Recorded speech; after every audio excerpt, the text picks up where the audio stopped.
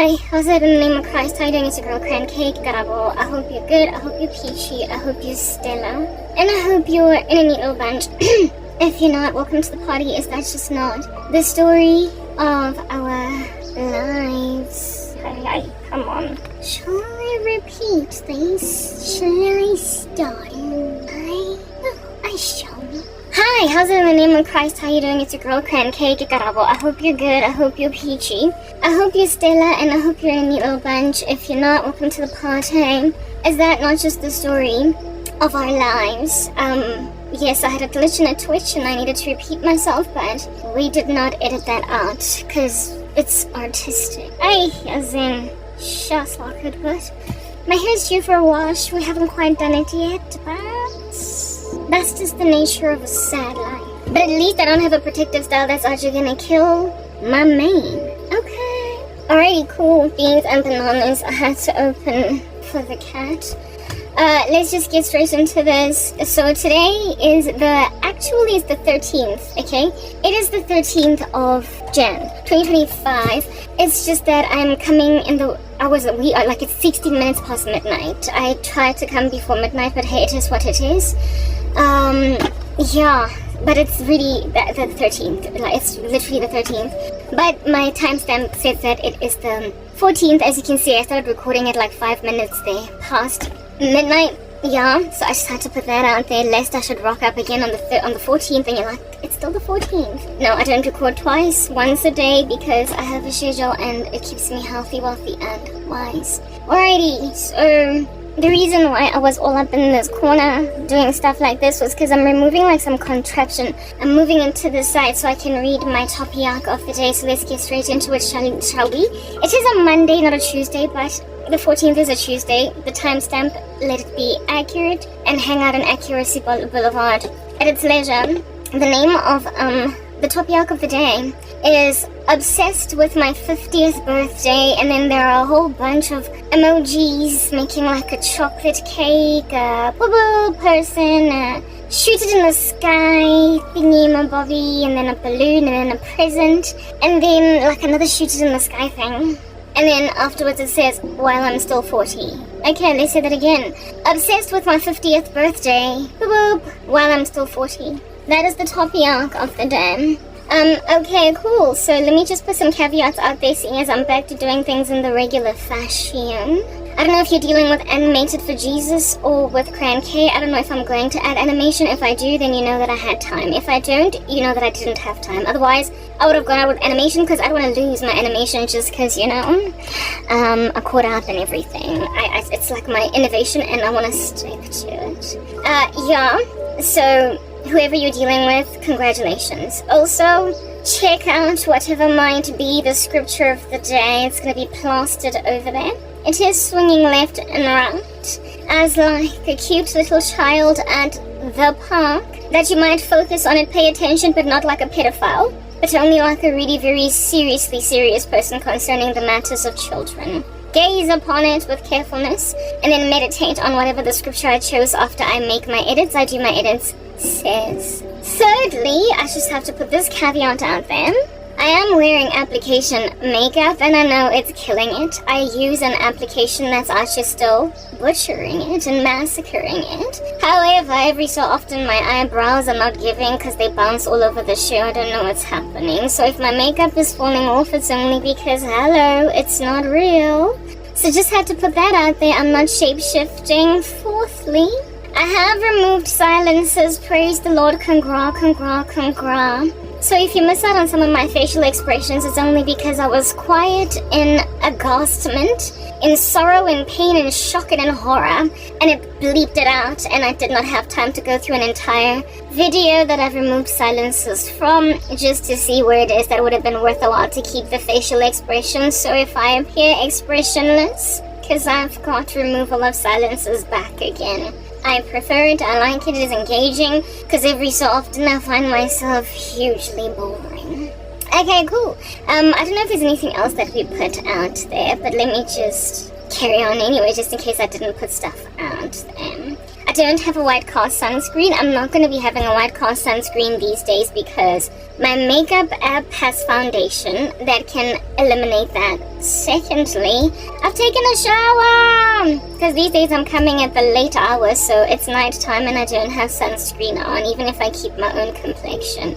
Speaking of which, listen up, okay, randos. Like, you know what, guys? My audience is just this, like, horrific personnel. It's a horrific people, and I call them personnel because the Lord showed me that in the tribulation they're gonna be like my admin ladies or whatever, and my, like, flyer expansion boys, like whatever, just randos that are gonna be working for me. So I've got this, like, personnel that hates me like no man's business. So I don't really like to, like, rap on too much to them about what I'm like, because I'm always just complaining, you know. They've made sure that they're the only people listening to me, but I nonetheless have to address certain crazy things that my personnel think, like, all day and every day, and it's all very troubling. Listen, this is social media, just in case you are not aware. Congratulations, come sit down, have a seat somewhere in a corner over here, and swing like this little scripture on the side over here like a child, neatly to give yourself mareu, so maybe you might calm down, lest there should be like a frenzy within. Yeah. And listen to how in the world optics work, okay, concerning recording devices. I should have worn a jersey.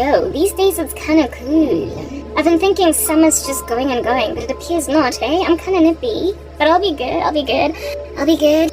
I'm gonna keep on talking until I get hot, so let's just move right past all that stuff. Okay, yeah, no, my personnel. Let's have a discussion concerning my personnel. No, let's have a discussion concerning my, my content on social media, alright? And how this stuff works. Mamelang ne, kupalu utrele. If you care anything at all about your videos, you will invest in things like lighting. But even if you don't care about your videos and you record a video, like, during the day, with, like, the bright sparky sun, you're going to have very excellent quality in your videos. It's going to basically record in such a way, like social media cameras, not social media cameras, sorry, but phone cameras, which are these days social media cameras, or even just any optical lens at all. They are fashioned so as to maximize picture quality and to make sure that what you are seeing, what you're picking up, is kind of low-key richer and more catchy. I don't know. Whatever. Look, they make these cameras so as to make sure that we see you as opposed to not see you. Have you ever turned on a camera at night with, like, night vision? You know how it is that your face just pops almost like it's clear as day, but if you grabbed a mirror in the same time of night, like, take a mirror and look at yourself in the mirror at night outside with your phone, and what you see in your phone is going to be far more visible, far more clear. It's because there's light, that setting, I suppose, an architectural design thing that they do in there when they're building these phones, when they're making these devices, that ascertain that picture is captured, the human being is isolated, and that things pop through, they shine through, with or without a flash on. These days cameras are so good that even when you don't have a flash on, because a flash can blind you and it can create that red eye issue, even without a flash on, you can see almost very clearly a person when they record at night, even if it's like in low-key pitch of night, very dark. So more so than when you're recording, like, during the day, is the picture quality going to be really excellent. I had to just put that out there, just throwing it in your face like breakfast in the morning. Okay, yeah. To help you understand that most people, when they record videos for social media, especially when they're not white people, when they are black, Indian, basically brown, pigmented people, what do they call them? People of color, yes. People of color, black folk, Indian folk, Puerto Rican, whatever. If you're not like Caucasian, booyah in everybody's face, you are going to look brighter. You are going to look lighter. You are going to look more towards white skin or lighter skin. Because of the settings inside these cameras, in order to bring forth the wow in you, because they have to brighten your face, they have to switch on a light to make sure that we see you, we capture you. These camera companies, these phone companies, they're competing with each other for picture quality. These are the things that enable you to make a decision concerning what phone you're going to buy. So if your phone does not at a minimum have that going down for itself, ain't nobody gonna buy it. Nobody's gonna buy it because we live in an era, a time of everybody's recording everybody and everything is actually being uploaded, everybody's posting. So we need to have good picture quality. Nobody wants to see red eye anymore. I mean, what is it? Like, is it 2001 still? Are we still in 1999? Of course not, right? It's 2025. Correction, it's 2025, so because it's 2025, picture quality is like a whole big chunky thing. Before we speak about my 50th birthday and whatnot, I just want to address this personnel of mine that's just really crazy lackluster. People always thinking it. I would hugely recommend that you walk away from a ministry. You know, the Bible says, if anything causes you to sin, sever it. I spoke about that yesterday. If your eye causes you to sin, gouge it out, like scoop it, like it's a Jada Pinkett in Gotham with a spoon. And just like take it out. So no one can, you know, human traffic you or whatever. Yeah, or your organs just be human trafficked. Make like Jada Pinkett, make like Fish Mooney in Gotham and just scoop your eye out. That's what the Bible says you gotta do, right? If stuff makes you sin, Fish Mooney is your example. It's doable. Like, totally. That's not fiction. Gotham is real. South Africa's Gotham. I've been saying it. Anyway, whatever. Yeah, or gouge out, or cut off your eye. Like, sever it. Like, just cut it. If your hand makes you sin, cut it off. If your eye makes it sin, make like Fish Moon makes you sin. Make like Fish Mooney and scoop it out with a teaspoon. Then on that day, you'll be spared from whatever it is that your eye can continue to make you do, or your hand. So, I am that eye. I am Fish Mooney's eye. And y'all are not scooping me out. I don't even know why. So you're of course going to be then marketed in the underground market with your organs and everything sold on the black market. Like somebody's gonna take your eye, your nose, your tooth, and your liver while you're still alive, and then they're gonna just bank you in like a refrigerator to like come back to you for like scraps later again, like for whatever you can salvage, like your finger, your toe. Because you won't leave me alone. I promise you, you're gonna be squandered by my ministry if you don't leave. You are going to be squandered and obliterated by my ministry by the time I am done. You very potentially may be in hellfire or like you'll be walking around in these streets literally unable to stand up. You won't be able to inhale, exhale. You'll have emphysema. You're going to have a bad case of asthma. You're going to asphyxiate. You're also going to develop a shortness of a fuse in your brain. So you're going to get like an epileptic fit on the floor, just seizing, like spazzing. And then when you get up, you're not going to have your speech be coherent because you're going to have Tourette's. You're just going to say things that you didn't plan to say, like, she sucks. I don't know, but like, I don't know when under heaven it is that I was supposed to do that. I owe you minutes of the meeting. Okay, no, she's broke. You know, you just break up into stuff like Tourette's. So, seeing as my ministry causes you guys to establish very strange illnesses, you should probably just spare yourselves from being decimated by my practice over here, where I grab the body parts of fallen folk that hate Jesus and come here to do nothing but surveil me and take whatever under heaven that they want to take and run with it, and then chop it on a chopping board and come back hoping under heaven. That's what's good. Yeah, to achieve a thing, because you keep going back to the drawing board.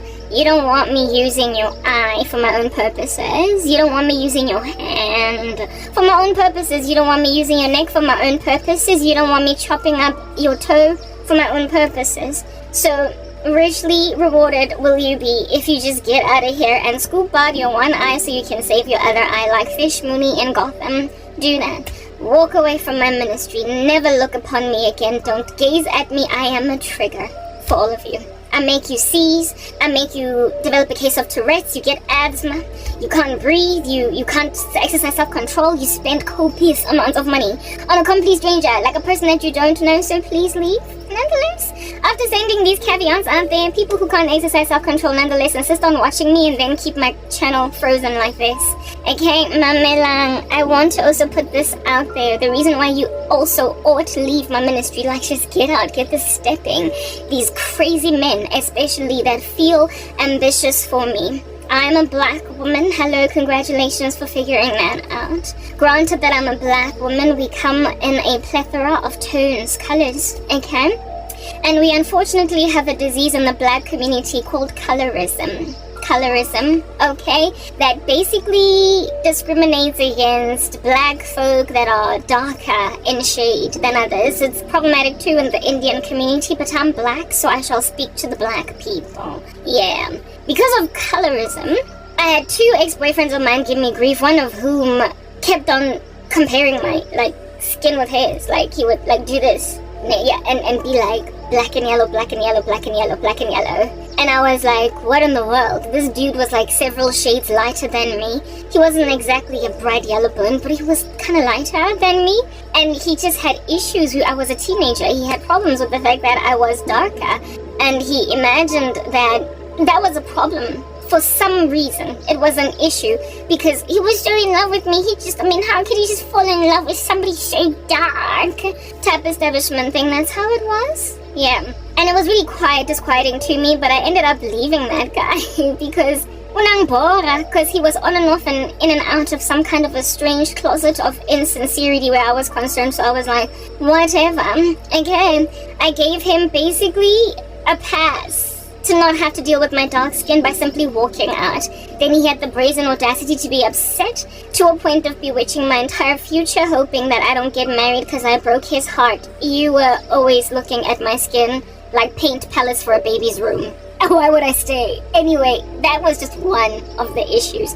And then the guy that I dated for 5 years, who ended up marrying a woman with my complexion similarly, but during that come up, he was, I guess, violently colorist. He had a friend of his that once upon a time we were at some like bush party, some environment of like great clubbing or whatever. And it was all loud and it was dark in this club. And it was like, everybody was like hopping up and down. And I meet this guy for the first time in my life. Ex's friend, and he's like, hi, Krabs, nice to meet you. And then as the night progresses, he starts to chat with my ex like I'm not right there. I could hear them, right? And he was like, dude, you such a cute dude. You this like bright yellow bone.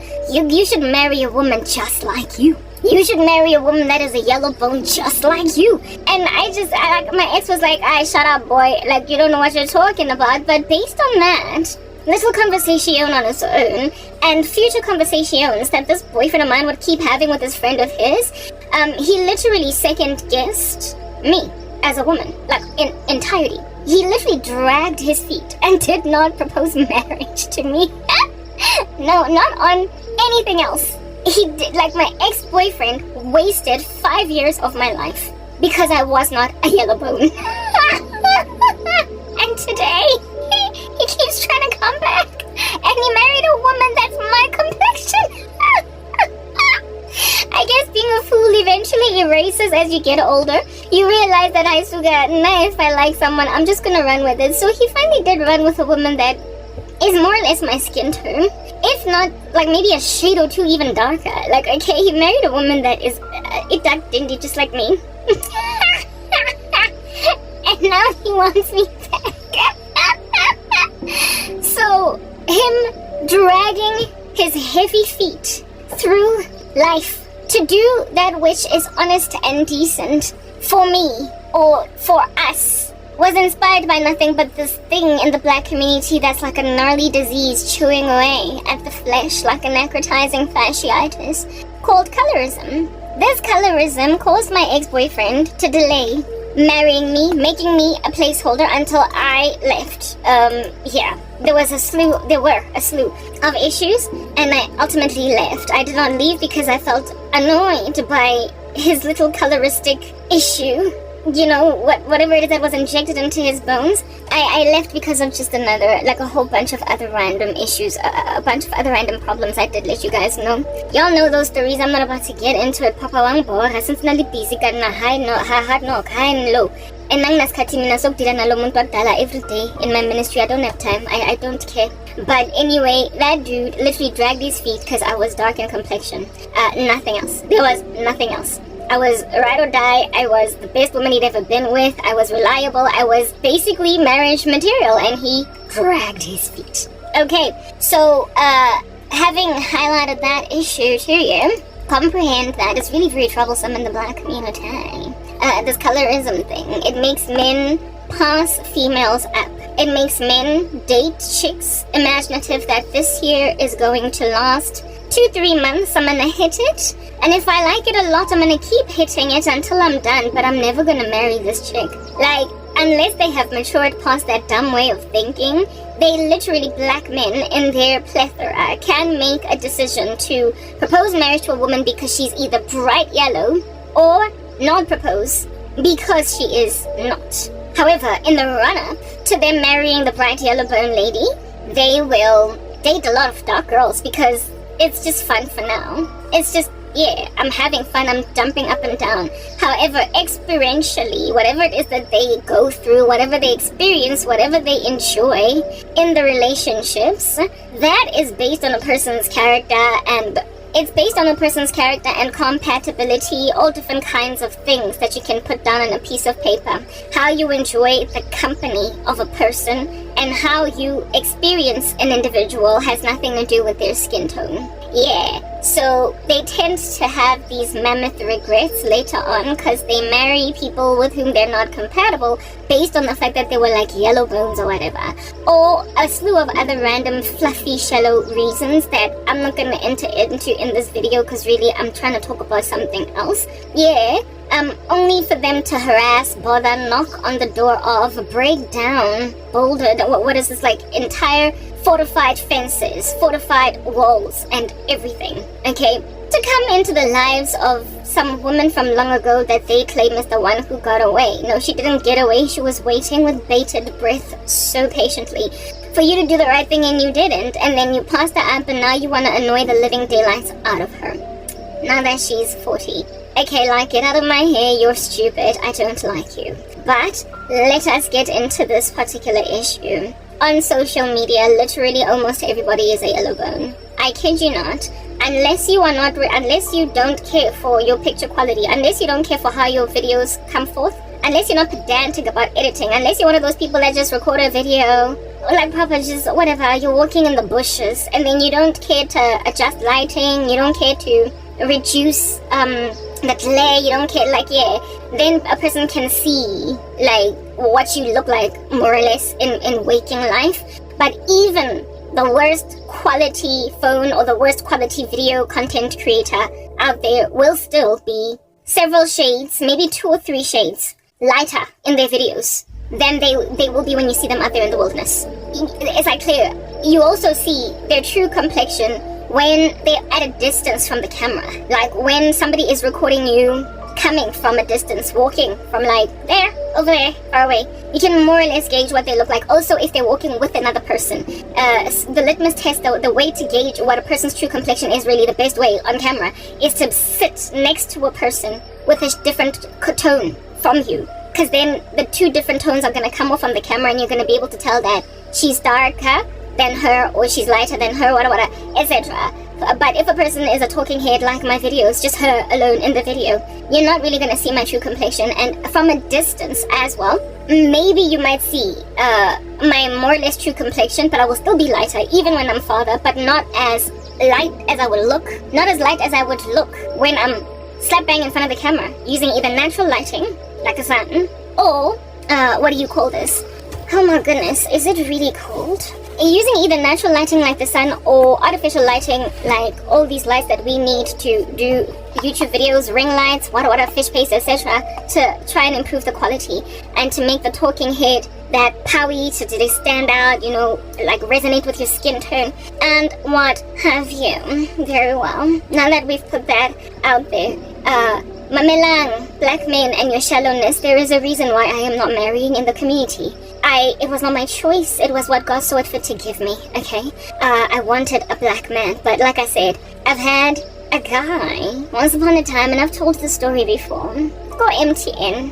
He was a colleague. I was having, my colleague, a chick, was my friend. Like, I was tight with this one chick with whom I was hanging out, having lunch on the opposite side of the company. And she met with some of her boys, and this chick was slightly darker than me, alright?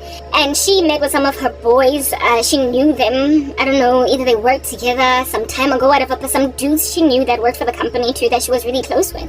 And she was like, okay, let's sit and have lunch with these guys. And I'm like, okay, whatever. So I sit and I have lunch with these guys and my friend, and there's like a whole busting conversation, and if people are dropping jokes, I'm laughing, I'm smiling, ha, whatever. And then this guy looks at me like for a minute, right? And then he says, and like interrupting conversations happening, yeah, he stops everybody talking in the middle of what they're saying, and he's like, "Omontlejwa." And everybody, I get distracted, everybody keeps quiet, and I'm like, oh, thank you, thank you. I remember my lipstick was like powering red. Yeah, so I must have looked like a Face of Africa model or something, right? He's like, "Omontlejwa," and I'm like, oh, that means you're so pretty, right? And then everybody stops, I stop, I'm like, oh, thank you, And then he's like, but you're not my type. I was like, okay. Not that I was looking at that guy in some kind of way. I was not attracted to him, neither trying to spawn with him or whatever, but I found that comment unnecessary. He could have just stopped at, you're pretty. Anyway, let's carry on talking. But he saw it fit to tell me that I'm not his type. Then his girl, my friend, the one with whom I went to this luncheon, was like, don't take it seriously,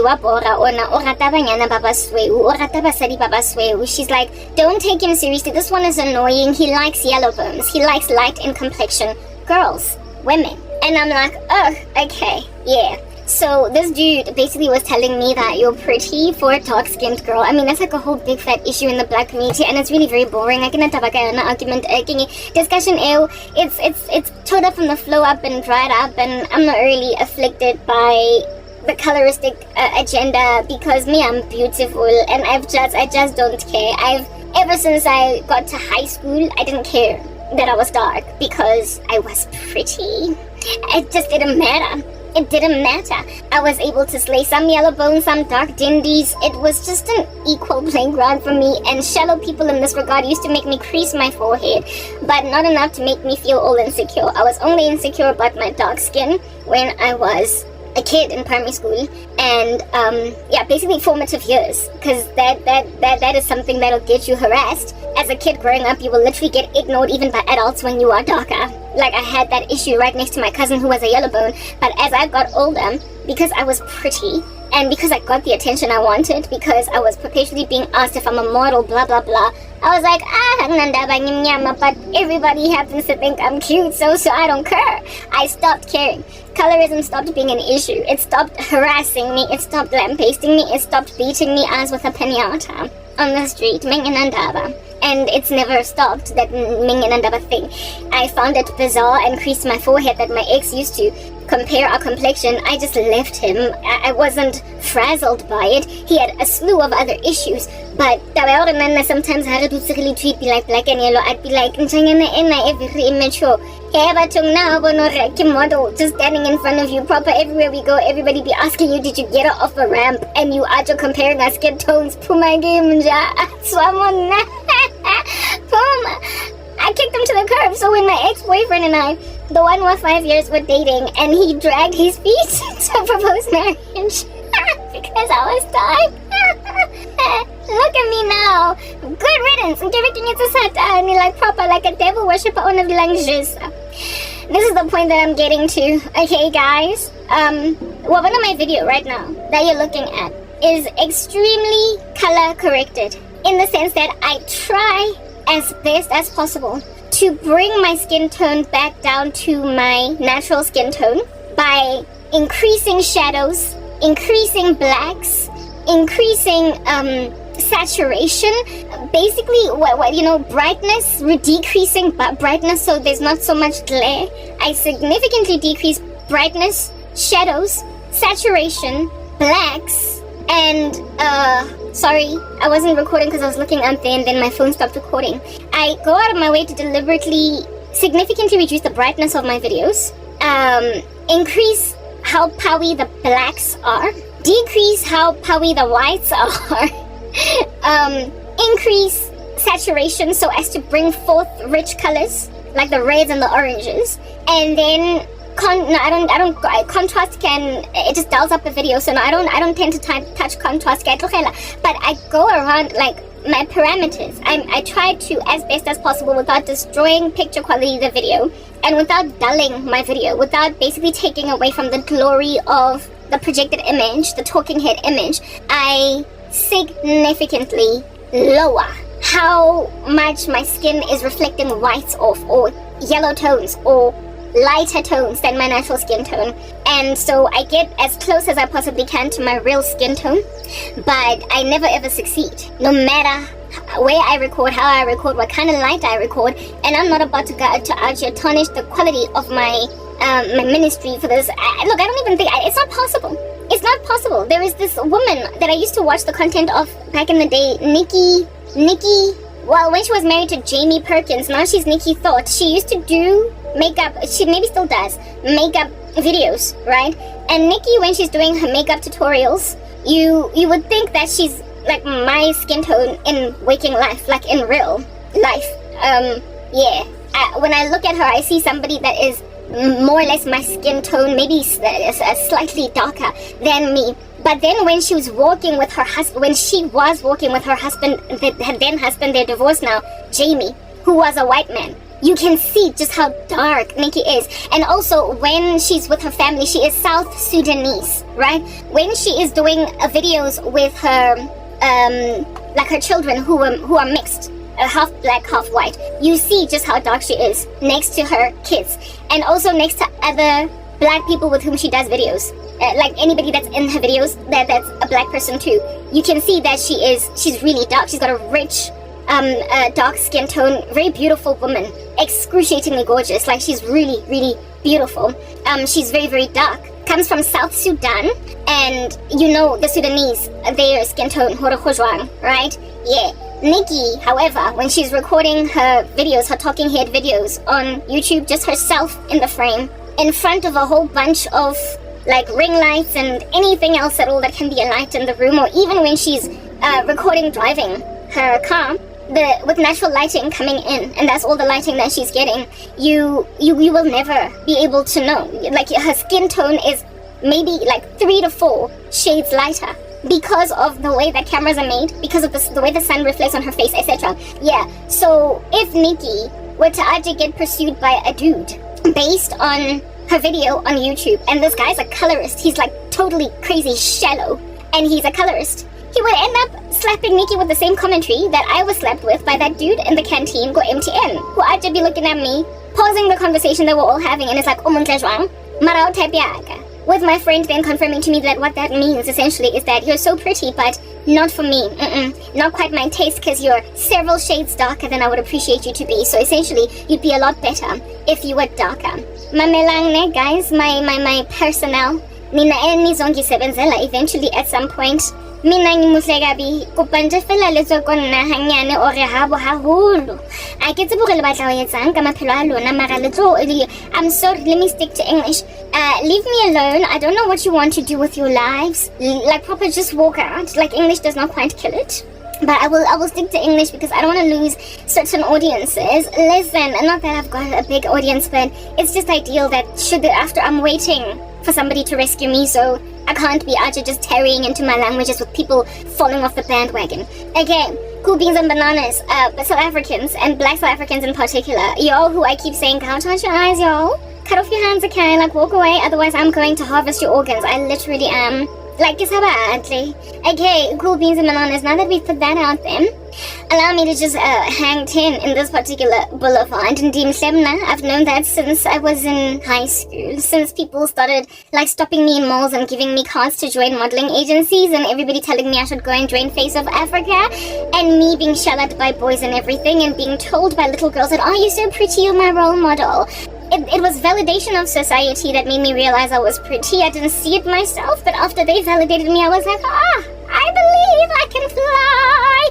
I believe I can touch the sky. Because I never believed it as a kid, right? So basically when I grew into my body, my face, when I flourished, when I became a swan, following having been an ugly duckling, because puberty will do that to a girl, I was like, I believe I can fly. I can fly. I can fly. And I've never looked back. I cannot do insecurities, or maybe I do. Perhaps I I do have insecurities. There's no woman who really doesn't. Every so often when I look in the mirror, I'm like, oh, whatever, what's going on? But that's because I'm in a lot of pain, okay? That's because I'm in so much sorrow. That's because everybody has thrown me awry, thrown me underneath the bus, assaulted me with all different kinds of weaponry. And so because everybody has assaulted me, I'm inclined every so often to suffer from body dysmorphic disorder. I am inclined every so often to look in the mirror and be like, yeah. But on better days when I'm not feeling so bad, I look in the mirror and I'm like, I'm cute. I'm still cute. At 40, I have never self-doubted. It's what y'all need to understand. When I'm okay, when I'm not being too afflicted by the world of nonsense in the streets, okay, this season of sorrow has caused me to have a self-doubt I never used to have. But treated like rubbish. They treated me like nonsense until I started to feel like maybe I am nonsense. I started to look everywhere inside and everyone start thinking I'm nonsense, right? A world full of crazy, dastardly beasts will do that to a sister and will do that to a brother. It's just very unfortunate. But let me just put it out there that all things equal, extracting all the sorrow in my soul, I would never ever stand in front of some lackluster beast out here mocking, picking away at my anything. Who's gonna lanza my beauty and me actually run with it like I've been trained by strange men that when things get below the belt, when they start to feel some kind of way, when they feel like it's moment now, I've arrived at that moment to harass you, little girl, with my persistence. Hey baby, yeah, when I have arrived here, my love, I'm going to diss you just to make you feel like rubbish. Because I feel like nonsense. Whenever I've dealt with guys like those in the past, 5 seconds, boy. 20 minutes. On a good day where I am feeling lenient, like giving hand-me-downs, when I'm feeling altruistic, like when I feel like giving out freebies, when I feel charitable. When I feel like donating, like mercy, maybe he'll last 20 minutes. But largely, any guy that rocks up all up in my grill and mocks anything on me physically, 5 seconds. I don't take prisoners. I don't take prisoners, and I'ma tell you why. I'ma get to it. I'ma tell you why. But I need to focus on whatever's going on up there for a minute. My mother, I keep on getting, threatened. I keep on getting warned, admonished, but on the other side it's like a satanic threat. I keep on getting warned by God that men that are like your dad want to slide into your DMs, they want to write you, they want to talk to you, blah blah wada wada. They're just really whack. And I told you I'm never going to marry my dad. I came to Christ, I conquered overwhelmed generational curses, so no thank you. It's giving, get out. Anyway, whatever. My father, my mom, yes, I get Swembu, right? Way more even than me and my sisters. Yellow bone, total yellow bone. You know how, I don't know what they ate back in the day, but not the trash we're eating here that's processed in these like 21st century streets. So my mother did not pop a single stretch mark on her buttock, on her stomach, nowhere. Until a pregnancy that she had in her 40s with my little sister, who's a lot lamiki, who now today is 22, going, 23, 22 or 23, my little sister, okay? It is shameful to not know that exact age, but after all, I don't get along with my family, so please, at least I know she's in her early 20s. Let's move on. Righto, cool beans and bananas. So by then she was already eating 21st century junk, but she grew up on apartheid diet, and she also grew up on struggling household diet. So how about you just pump up with eating fruit and vegetables? Like, yeah. So I don't know what they ate. All I know is that it was certainly not as toxic as whatever we're eating today. And so therefore, our parents, and I had a friend that Vitsa can confirm this, like, we were talking one time and she was like, Yazzie, and she was skinny. Like, this girl was like skinny. She was like, Arik, I used to love her body. I wished I could have a body, because when I was on the come up, I was obsessed with being skinny. This chick was skinny and she was short. So she's not the kind of person that when she endures, she would not be the kind of person that when she endures puberty and she's like growing into her skin, she would not get stretch marks, because her body was already petite. Like, yeah, she just grew petite. This chick was petite. She was skinny and she was not that tall. And she had stretch marks on her bum. That small little tiny number behind her had stretch marks. It was so tiny, but it had stretch marks. How did you stretch that? Like, how did that get stretch marks? What were you? How little were you as a kid? As a prepubescent, to get stretch marks on your stomach? I can understand why I got stretch marks, because once I became an adolescent, I could not understand what in the world was going on with my body. Like, why? Like, stop. It just got, yeah. Some people get stretch marks on their knees, women. Knees, sometimes they get stretch marks on their upper thighs. As they are growing into there, sometimes they get stretch marks maybe here on their boobs type thing. Yeah, because you're growing into your body, that's how you're filling out. Okay, and this friend of mine, skinny as she was, did not have stretch marks anywhere, except for like 1 or 2 little 3 strands on her butt, on that small little tush. She had stretch marks, and we were talking about them, laughing, not just her stretch marks but all of ours, right? And we were laughing about how it is that these stretch marks on our bums. Mina, I don't know why I've got them, because my mom doesn't have them on her buttock, like, at all. There's no stretch marks there, and my mom is now a mama. Like, she's big now, she's huge, like, she's blown up because of pregnancy and everything, and there's still not even a single stretch mark on her butt. How do I have it? And I'm teenage, not teenage age, but young adult age. I'm like 19. What, like, what are they feeding us? What are these people feeding us? Whatever they're feeding us has made it such that even our genes can't hold water. Our genes are not coming through for us. Whatever it is that our parents had going down for themselves, that's not coming through for us. I also had a cousin who, her mom also asked her one time when she was like getting dressed, and she was looking at the cellulite on her bum, and her mother's like, what is going on over there? I don't even have that problem, and I'm like twice your age.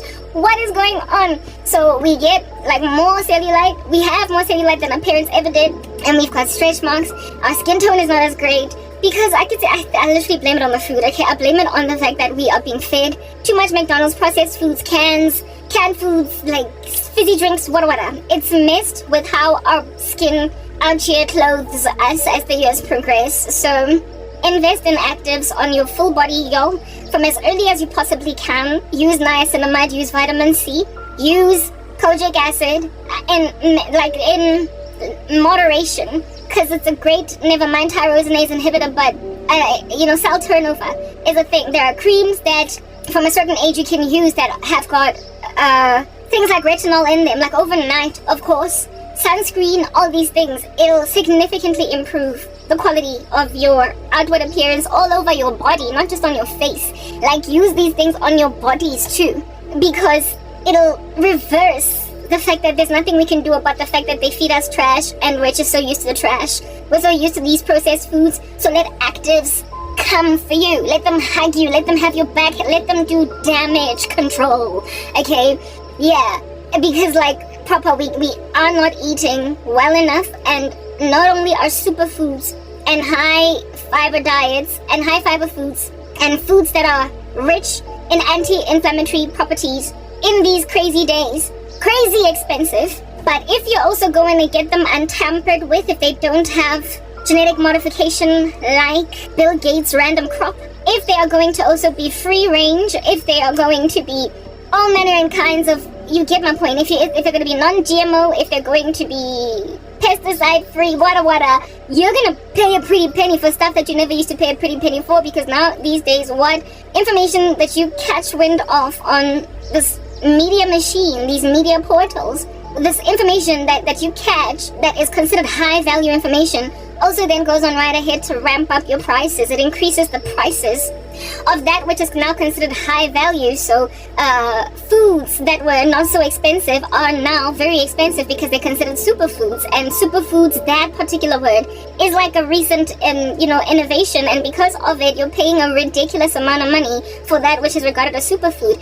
So seeing as that it's expensive, it's as expensive as it is, some people like myself can't quite afford to be purchasing all manner and kinds of the exact superfoods that they would adore to eat. So really and truly supplement all that with actives, because actives can come cheap. Me, I know how to shop at Chinatown, but this is not that message. I'm getting to a point. Take care of your mzimbas, alright? Your body, your body alongside your ubuso, so you don't age like sour milk.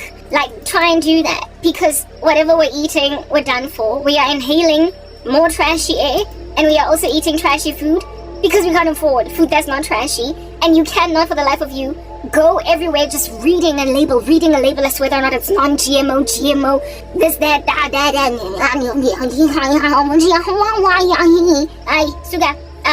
and it's expensive to keep buying collagen powders, water, so topicals, like proper. Yes, you must deal with the problem from the inside out, but until such time that you're like a millionaire, able to shop clean and able to eat clean, you are doing yourself a grandiose favor by putting actives on your mzimba, not just on your face. Okay, now that I've put that out there, alright, the stretch marks on our parents, on my mother's buttocks, are non-existent. Similarly too, on the buttocks apparently of my friend's moms and my cousin's mom, my cousin of which her mom went and was like, ew, what is going on with your buttock, little girl? And at the time she could have been like 22, 3. And the mom was like, I'm twice your age. And I've never seen that on my body. We laughed about it. Okay, this cousin of mine was like a good 10, again, 6 to 8 years younger than me. So when she was saying this, she was like fresh out of her teenage years, and I was in my late 20s. And her mom already was like, but it's disaster. Fix it, don't spread, don't go beyond that. You are already breaking apart, and you have literally just cracked out of an egg. You just came out of gestation, and yet you're already cracking. Like, what is going on? So like a lot of topicals, the actives, meaning, please go and put actives on your bodies. Go and invest in. You don't even have to invest. Me, I know how to concoct things, to mix stuff together. Okay, whatever. But for those of y'all who got jobs, like invest in, say, what is this? Creams that have got ceramides in them, and vitamin C and kojic acid, and you get my point. Or whatever works for you, run with it. And then of course sunscreen. Do what you need to do, sister girl. I know you don't understand, but you're going to have to understand. You will age fast if you don't take this. If you don't take this advice from me, I'm telling you right now, preserve your mzimba, cause what you eat ain't gonna do it for ya. Alright, now that we have put that out there, it must be comprehended that this elastic, the supercalifragilisticexpialidocious elastic skin of my mom that did not have any stretch marks on the buttocks, did not also have them on the stomach, not on the breasts, nowhere. There was just like literally not a hint of a stretch mark. And my friend was also telling me that her mom said to her, the one walk of varsity, her mother said to her, why didn't I lead these stretch marks? That means I don't know what's wrong with you guys. When I was growing up, I didn't have that stuff. I did not have stretch marks, so I don't know why you have them. And I told you my friend was petite. So being petite and having stretch marks anyway is a 21st century dilemma, or a 20th century dilemma. It is something that we are just got going down. So now that I've put that whole long chunky story out there, because I can be loquacious and verbose, you must understand thus that a woman that's out here pregnant with a body looking like a porcelain, no stretch marks, no what do you call this thing, cellulite, under our human biological makeup ought be something that a man would find basically the kind of stuff that would make him go haywire, like he should go crazy over it. Because men are naturally wired to adore fertility, because it is a proliferation of their own genome. And when a woman is heavily pregnant, it should basically inspire great affection in a man, because it releases chemicals off us each as people in this interaction that say that a family is being created, a bond is being made, and this person is able to proliferate my legacy. Because look at how round she is. She can carry the term. So a woman that is heavily pregnant, that in that pregnancy has not gained too much weight, but gained it in all the right places. Her breasts, her stomach. I had a colleague like that at M10. Her breasts got big, her stomach got big, and she got slightly curvier. But she was still, contained. She didn't blow up, she didn't get fat ankles, basically all the things that can come on you because of pregnancy, that can really ruin you. Things that can make your nose super big, things that can darken you, give you hyperpigmentation, whatever. If you have a basically pretty pregnancy, which a lot of women don't quite have the luxury of experiencing, if you don't get a pretty pregnancy, if you don't experience an ugly pregnancy, like the kind that'll make you look like a walrus, but you have a cute little quaint one. There are so many women out there that you can think of that have a cute quaint pregnancy. Like it's like this lollipop that's just sticking out here, but they have not blown up and they're still glowing. Their faces are so beautiful. What a fish paste. When a woman carries like that, when there is nothing on her that should make a person be like, yo, did you see Karabo, dog? I can't even recognize her. Like with black women, our necks get black, our noses sometimes get like big. It's just like, yeah, pregnancy will show on you type establishment thing. But there are women who carry really well. And like I said, I had a colleague like that at MTN who, if she was sitting down at the desk and you wouldn't even know that she was pregnant. So I never got fat, nothing. You just saw the bump when she was up and it was so cute. It was so cute. I was like, yes, then girl, me, I'm gonna pray to Jesus to give me your kind of pregnancy. When you saw her stomach, no stretch mark, nothing. She carried so beautifully. She carried so beautifully. But you know, all pregnancies are equal, but some pregnancies are more equal than others. Other women out there be giving walrus, shark, whale. Is it a bus? Like, I'm sorry, we can't have it all. Women in my family, I don't know, I can say that my cousin carried well too. My cousin also carried beautifully. Her face did not show that much, so I'm kind of hoping that I'm good. Like I'm sad. I like, yeah.